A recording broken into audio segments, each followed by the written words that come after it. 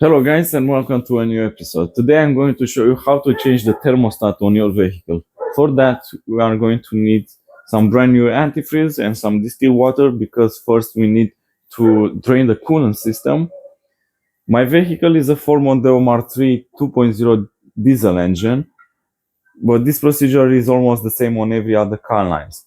The only thing that can be different is the location for the thermostat, the location for the drain plug of the coolant system, and also the total quantity needed for the coolant. So stay tuned guys, because we are about to start. So the first step will be to lift the vehicle using some ramps or jack stands and wait until the engine cools down. An important step to do every time when draining the coolant system is to remove the battery terminals, because a coolant spillage could potentially create a shortcut to the battery, so it's best to avoid that. To drain the coolant system, we need first to remove the coolant expansion tank cap, and after that we need to go under the vehicle and place a tray under the radiator. Now the next step is to find and release the radiator drain plug and allow the coolant to drain. You can find the drain plug at the bottom right of the radiator. I need to warn you that for many OEMs the drain plug is made from a cheap and brittle material. In this case, the best option is to not touch the drain plug, and you can remove the lower radiator hose to drain the coolant. Okay guys, so now that the coolant is completely drained, you can install back the radiator drain plug and carry on with the next steps and remove the thermostat. The thermostat must be installed somewhere on the engine block. In my case, it is between the engine block and the battery. So I will need to remove the battery and the battery tray to create some additional free space to work.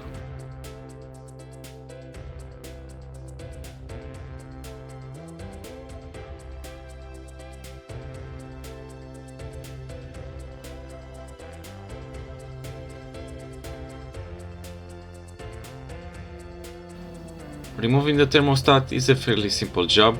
You will need to remove the hoses and the bolts used to install the thermostat on the engine block. In my case, I don't need any special tools, but a special plier for the spring hose clamp is very useful, as this is a very tight position and is very useful with this tool to remove it. But you should know that there are some tips and tricks that you can use in case you don't have this type of plier.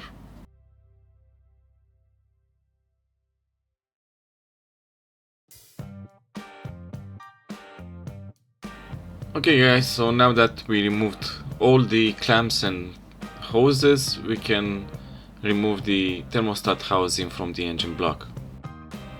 With the thermostat unit of the vehicle, we can open up the housing and remove the old thermostat. In my case, I will need to remove just 3 bolts.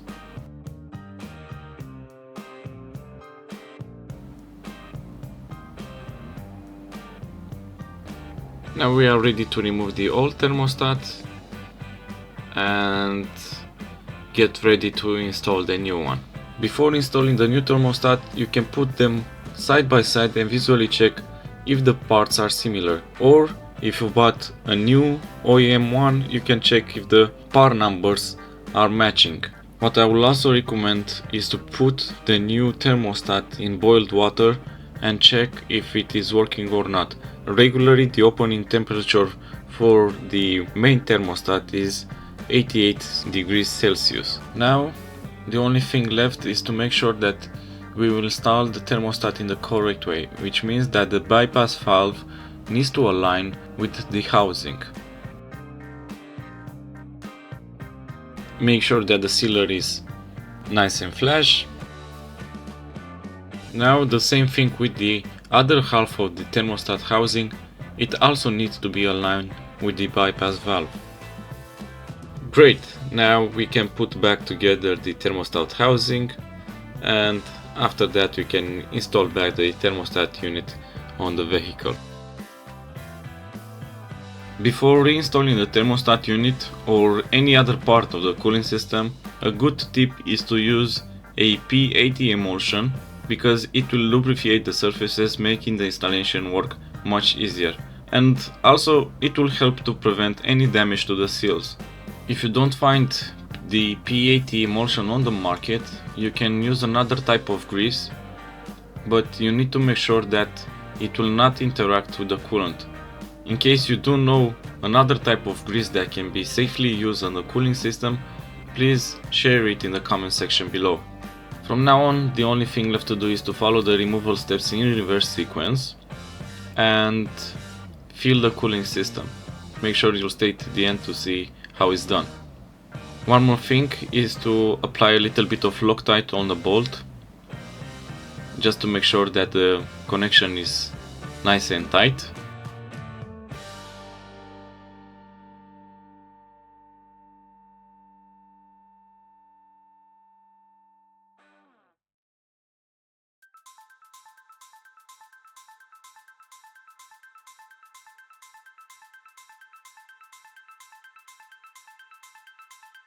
Alright guys, now we are almost done and we can start to fill the cooling system.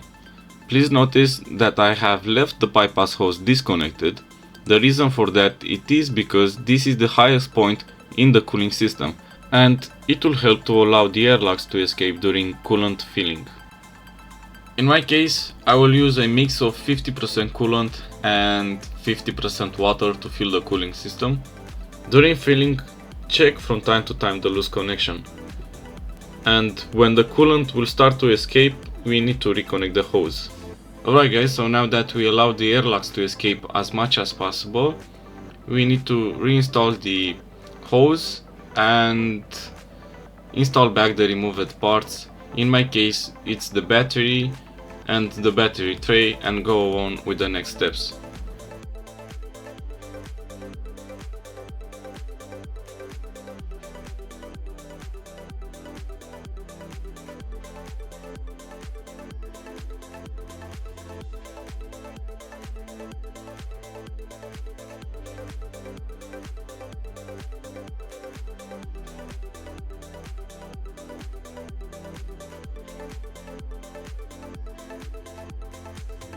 In order to bleed the cooling system properly, before starting the engine we need to check the coolant level.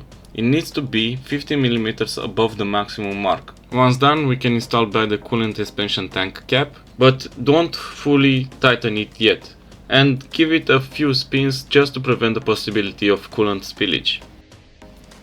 Then we need to start the engine and maintain the engine speed at 1500 RPMs for 20 seconds. At the end we need to switch off the engine and check again the coolant level. The same as before, we need to fill the coolant expansion tank to 50 mm above the maximum mark. And this time properly install back the coolant expansion tank cap. Now we can start again the engine, but this time we need to leave it idle for 2 minutes. And meantime we can check if there is any coolant leaks. In my case it looks nice, there is no coolant leaks, and we can carry on with the next steps. Now we need to turn on the climate control to highest temperature and leave it running on first or second speed. Then we need to raise the engine speed between 2000 and 3000 RPMs and maintain it till the arrow of the engine temperature gauge is at the center. At this point we are nearly done, guys. From now on we need to leave the engine to idle for further 5 minutes, and then we need to switch off the engine and allow the engine to cool down. After that, check the coolant expansion tank and refill if necessary. Just please make sure that the engine is cool before that. And that's it, guys. We are done now. Don't forget to hit the like button and subscribe. See you next time.